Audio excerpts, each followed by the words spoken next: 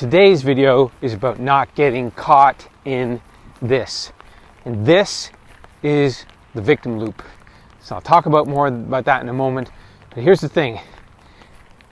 Years ago, I was teaching spinning classes.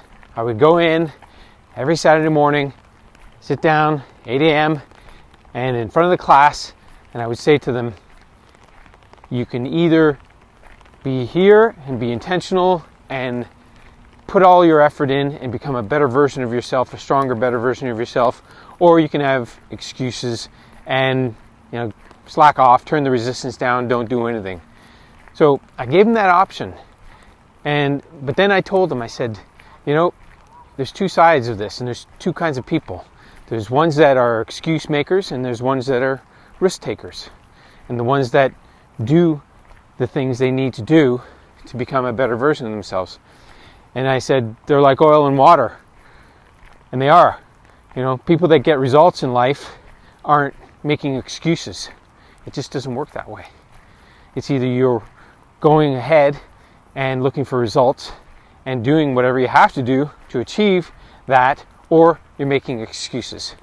And when you make excuses, guess where you land? You land in the victim loop. And in the victim loop, that's where you get held back.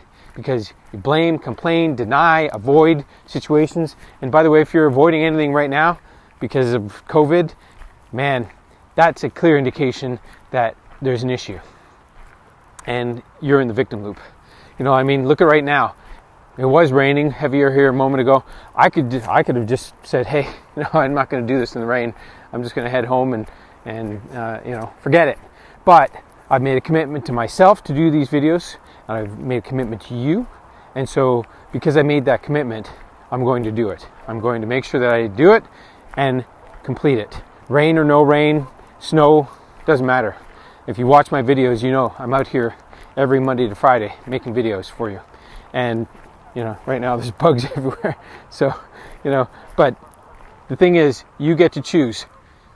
And if anything, I don't want you to live in the victim loop. Hey, let's create a movement here where, we're not being victims of circumstances, because when we're victims, we lose our power. We basically say to the government and everybody else, the schools, oh, hey, they're in control.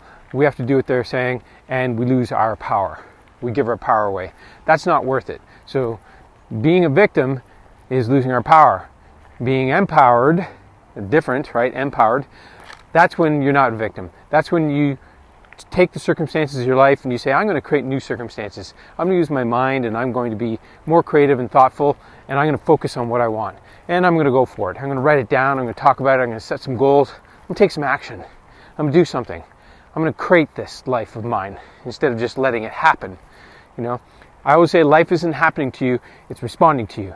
And if the things around you aren't working for you, the people, the environments, the circumstances, the money you're getting, the lifestyle you're living, if that's not working for you, nobody else's problem but yours, and you get to control it.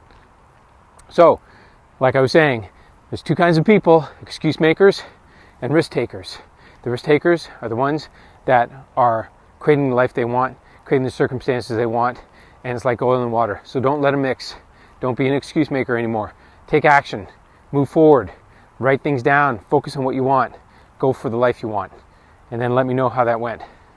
And remember, help eliminate mental blindness disease by thinking differently and doing different things today. I'm going to talk about someone that I know that got unstuck. And it's going to be an interesting story because they were really at a point where they could have stayed the same or really had super success. So, here's the thing. We have more talent and ability than we'll ever need in this lifetime. And then our job is to develop that talent and ability. But we have to recognize it first. So here's what's happened. My mentor, my friend and mentor, Bob Proctor, when he was getting started, he didn't know what to do. He didn't have any education. Didn't graduate high school. Definitely didn't go to university. So he didn't have education going for him, but he had ambition. And he saw something in his life that he wanted. He saw other people living great lives, and he wanted that. And that's the first point, knowing what you want. So he saw things in his life that he wanted, and he saw how other people were living. But yet, and guess what? He started making money, and yet he wasn't living a great life. But one day he found himself in a bar, and he was sitting there, and he was holding a bottle in his hand, and he looked around at the bar, and he started thinking to himself, who am I hanging around here with? Who's in here? Can they help me? Can they help me grow my business and live a greater life? And he soon realized, no, they can't. And he just eliminated that right away. He put the bottle down, paid the tab, and never went back. Never went back, and basically said that was it. He's done.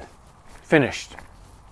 So he realized that his environment, the people he was hanging around, the things he was doing, were not going to help him become his best self.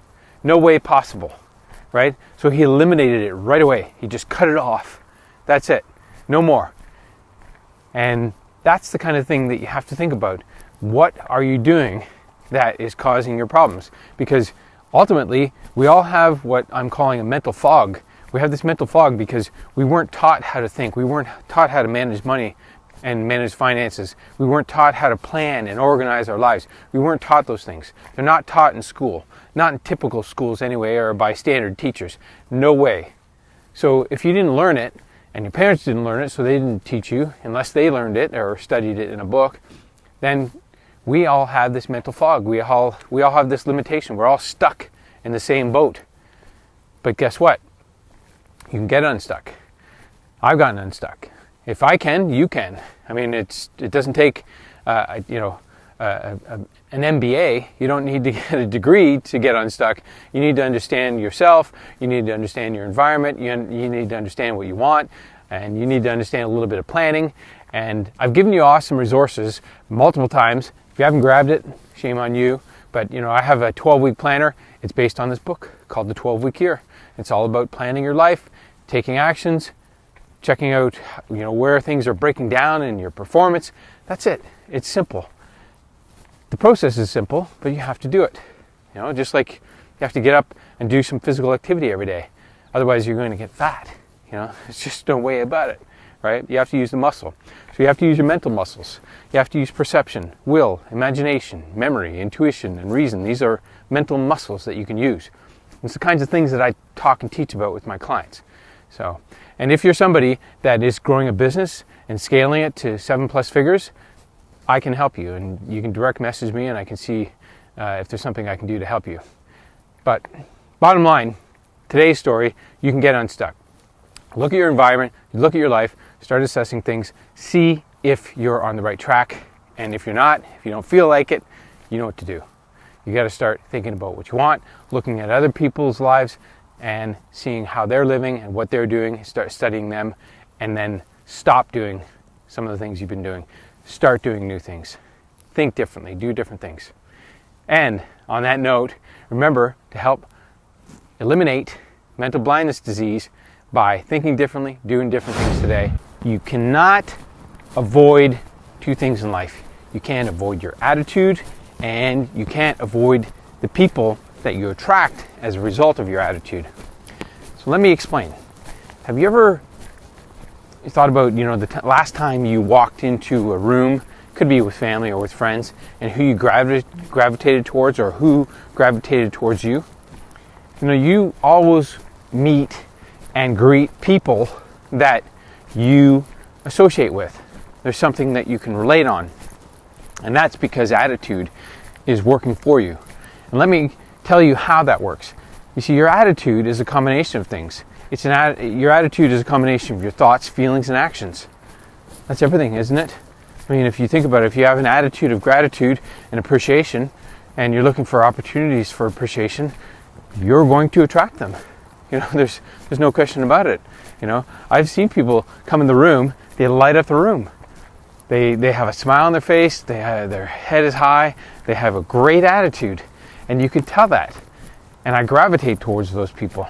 I don't know about you, but you want to have that kind of experience in your life. You want to have that kind of presence because that's going to be read in your energy field. People will read your energy field before they hear you speak. They will know what your attitude is just by your body language. And I remember when I was working for my father and mother, we had a butcher shop and a grocery store, and so we had meat counters, and I was serving people. And I remember what it was like when I was behind the counter. I would watch people come in. I would watch their body language.